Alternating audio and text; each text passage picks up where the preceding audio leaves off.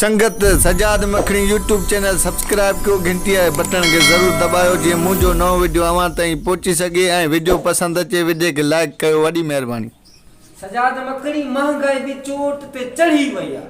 हाँ यार मिठू चई सच तो अमीरन के तो बाबा कहिड़ी शइ जी परवाह ई न आहे। अमीरन खे कहिड़ी परवाह भले 1000 रुपए किलो गियो थी वञे तभी अमीर वठी खाईंदा मरी त तू असां गरीब वयासीं। भला मूंखे ॾिस सॼी उमिरि मां कुड़मत कई आहे तरक़ी करे सघियो आहे शकल बि न वरिती आहे हिन टाइम ताईं। इहो शारू मेहमान आया आहिनि अमा चए थी त भारी जा पैसा ॾियो ई केरु लिमरो अदा हेमा जो पुत्र चटक मर ॿुधाई जा हाणे ॾिस अन्न जो अघु उहो नथा ॾियनि मजूरनि जी मजूरी 500 रुपया हाणे मजूर वीचारो घर 500 ते कीअं हलाए। हाँ यार इहा ॻाल्हि इहो खीर जा पैसा ॾियो अरे मठ मर काचारी न करणी डोको मुल्क जी ॻाल्हि थी हले महांगाई जे मर ॿुधाई था।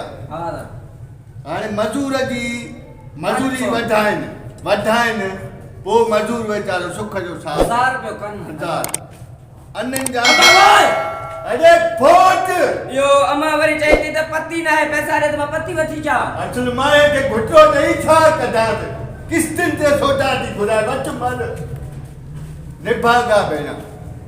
अबा हाणे ॾिस असां ग़रीब सॼी उमिरि कई आहे कुड़मत हाणे अन्न जा अघ बि असांखे सही नथा मिलनि 5 साल ॿी इहा महांगाई रही न तूं असां ग़रीब मरी वेंदा कीअं मरी वेंदा बड़ो छा छो वरी इहो अमा चए थी त खंड जा पैसा ॾियो।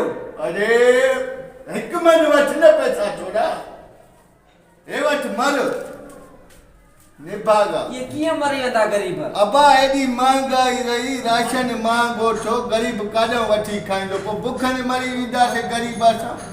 हा न चरिया वॾो असुल महांगाई तो अबा भाई वॾो असुल अथी छा निभागा इहो अमा चए थी त पाणी जा बि पैसा ॾियो। पाणी छा कंदे इहो अमा मिनरल वाटर में चांहि चाढ़ी थी भले मां चवां थो माने त मूंखे छुनो करण जे कढा हे वठ मर। अरे इहो ॿुध त महिमान कहिड़ा आहिनि इहो नानो आयो आहे नानी मामो बि गॾु आयो अथनि असुल से साईं आया न माने खे नापो ॾे तूं ऐं माने इन मामनि सां गॾु न वञो होॾे मुंहिंजी का जान छॾियो को सुख जो साह करण माने आपो ॾियांसि थो हा निकिरो को खुदा कढेव ॿुधाई मिठू। हा वाह एॾी महांगाई आहे मुल्क में तो गरीब वीचारो हिकु वेलो खाए तो ॿ वेला त बुख बाबा अल्लाह ज़ारी इहो अबा ओए बराबरि छा वो अबा वो यो मां अमा संभरी नाने वारनि सां वञूं था यो मुंहिंजी खर्ची ॾिसे तो हिकु महांगाई ॿियो हिन छोले छितो के वठ सौ मर महीनो हलाए गया असुल ने मोटो न त मां को सुख जो साह खणा ॾिसे तो। हाँ सही मेहमान भी गरीबन वटि अमीरन वटि ॾिठई कॾहिं ना साईं ना गरीब वेल में ॾाढो